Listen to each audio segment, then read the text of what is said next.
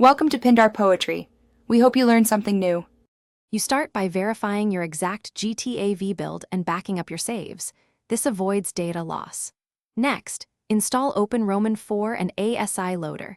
These let you add files into the game safely. Once done, download a media player mod compatible with your game version and pick a trainer that supports custom audio. Make sure to match mod versions to the game patch.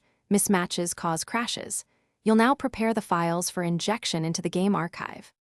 You'll now inject the media player and its dependencies into GTAV. Open OpenRoman4, enable mods folder, and put files into the correct directories, typically scripts and updates. Then install scripthookv and scripthookv.net so scripts can run. Also add native UI if the player uses a menu. Once files are in place, edit the player's config. Set a hotkey, point to your music folder or streaming URL, and adjust volume and buffer settings. This prevents stutter and makes controls predictable in-game. You finish by testing the setup. Run GTAV with the mods folder active and open the media player in-game. You should verify controls, playlists, and streaming playback. Use windowed mode for easier debugging.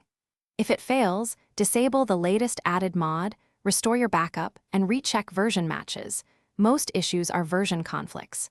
Make sure to run the game as administrator and update Visual C++ runtimes. This resolves many script load errors. Once stable, save your config and enjoy in-game audio.